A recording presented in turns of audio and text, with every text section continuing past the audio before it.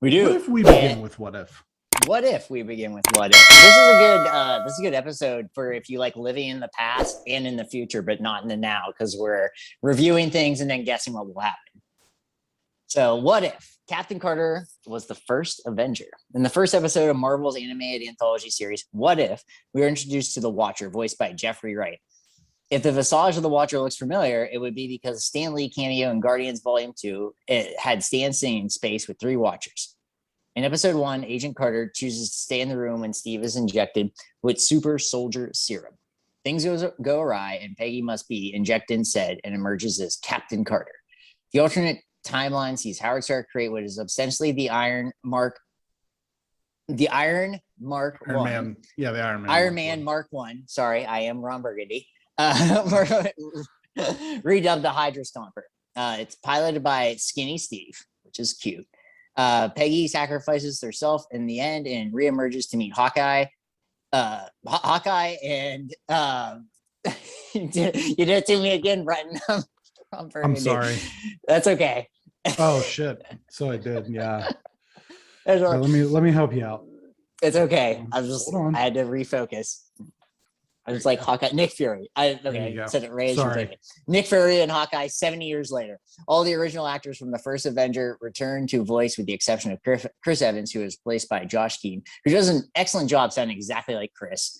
And Hugo Weaving is replaced by Ross Marquand, who played Red Skull in Infinity War and Endgame. Yeah, that was a great job. Like I knew Evans wasn't in it, but I was like, this guy is crushing it. He sounded just like him. It was weird to me. But what were your impressions of the first episode of What If? So I wanted to just point this out. The animation looks funky to me. And so I tweeted at someone who I am aware is a responds to tweets and B is a Emmy nominated animator. And I said, explain the animation style in What If? And he said, it looks like earlier CG with a toon shader of some kind. Toon shader. So I don't know. It's hard to really say, like, in how many characters is it now? 280 on Twitter. It's like 280. Yeah, it's probably hard to get into an in-depth description of what all that means, but the animation is kind of funky. It's not like a lot of what I've ever seen before. I can't think of anything off the cuff that looks like it. So it has a very unique looking feel to it. I'm not a big Captain America guy. I know you are. And so I was kind of bummed that this was the first episode. I wanted one of the Chadwick Boseman ones. I wanted like T'Challa gets abducted by Guardians or whatever, but it's whatever. I was kind of glad that they used certain scenes from the first Avenger, but they didn't like beat us over the head with it. Right. So I kind of enjoyed that. And then I also enjoyed some of like the nods towards things when she saves Bucky and he says, "You almost ripped my arm off." Yeah. And some of the different quotes or twists on quotes that they had in the movie. The guy that did Josh Keaton, who did Chris Evans, holy crap, man. Just incredible. It's crazy. Job. Yeah, it is really wild how well that sounded. This episode being what it was, and we saw a lot of this in the trailer, so we kind of knew that this was probably going to be one of the early out of the gate episodes. It was fine. I wasn't like overly enthralled with it, just because I'm not like the content that they chose to pull from for this particular episode isn't exactly my favorite. But I like the animation. I thought the action was pretty solid. As far as animated action goes, and we talk about that obviously a lot with the Bad Batch, but I'm very interested to see where things continue from here. What did you think? I definitely liked it more than you do. I think based purely on the fact that I'm a Captain America person, and it's just like, he's my favorite Avenger, and definitely top 2-3 favorite superhero ever. And it was cool to see Peggy in just having her take on the role and like Steve being still important was awesome. Like the fact that he was which we knew, but still like seeing it in action and having it be an Iron Man-esque thing. And, just the little jabs about like, oh, it's supposed to be, indestructible. And then it is. Yeah. And the huge like thing at the octopus thing was super crazy. And it actually crushes Red Skull. It like ends up defeating him in like a different plot point. And I just like the way it ended where it's like, they still couldn't be together no matter if it was, obviously we know what happens at the end of these movies, but in the actual moment itself, it's like they still couldn't be together no matter what happens here because she busts out and it's 7 years later. And it's just one of those like fun little things for me that I thought was just really well done. It's, I'm glad you brought up the animation style because I was like pretty enthralled by it because I kind of thought it was going to be more of like, to me, I think my favorite animation style up to this point was the X-Men from the 90s. I love that. And I've gone back and rewatched episodes of that just here and there. I love the way that looks. And it just, it might just be nostalgia, but it was just, there was something cool about that. And that's just, to me, the theme song is a killer. And it's my favorite, like all my favorite X-Men are in that too, which I think is why I like that. But so I thought it was going to be more like that. And it wasn't. And, I don't know a lot about animation in TV shows, movies and things, but it did look cool to me. The action was fun. And like you said, though, I think they probably did this as the first one because Captain America and Peggy's story was such a big story in this.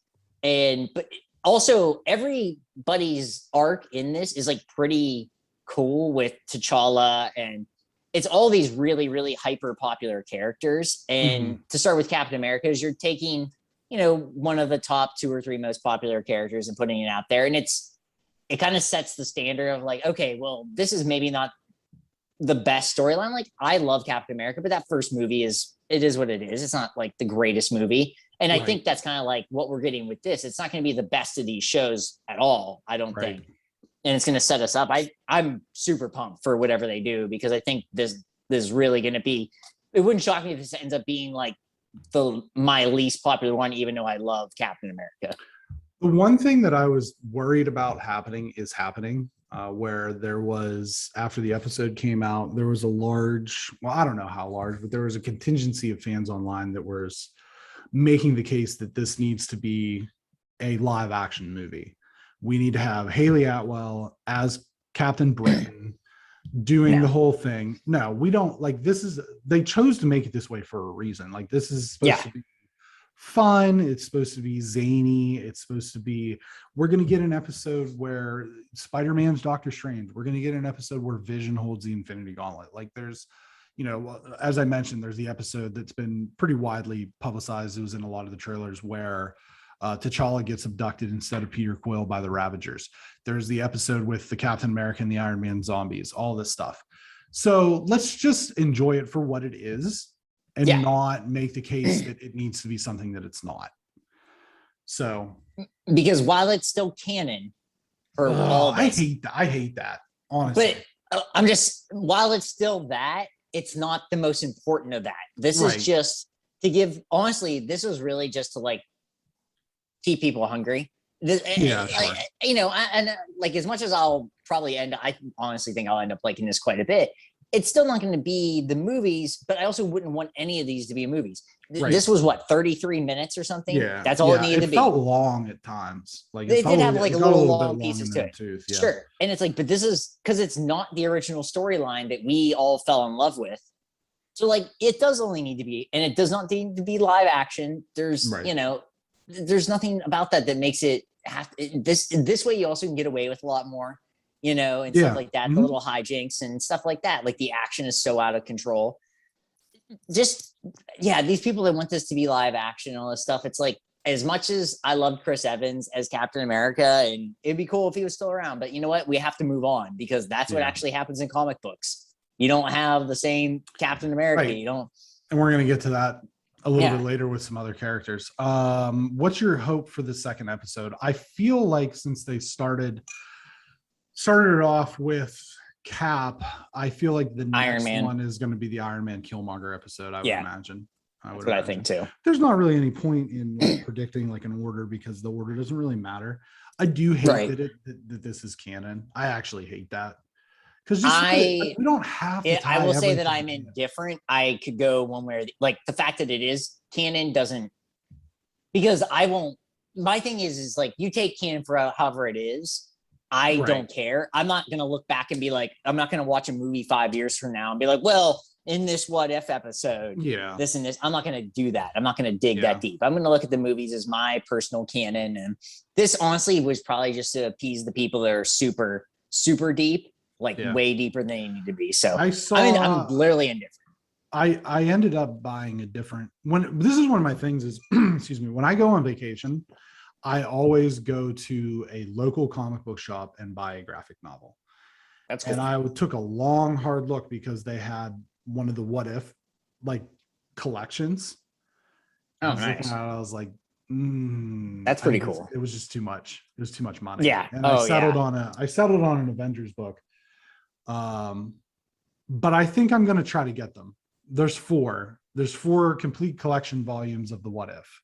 They're huge too. They're like this thick. Oh, I found volume 1. Yeah, it's on Amazon. I think it's like $36. Yeah. That was too much for me at that time. I didn't want to spend that much. I like to keep things in the 20 to 25 range. I got a nice hardback Avengers hardback novel. Didn't look at it enough because I saw that it's volume 2 of the particular run that it's in. So now I have to freaking find volume 1. But it's whatever. I do think I'm going to try and get those, but that sounds like a good plan. Neither here nor there.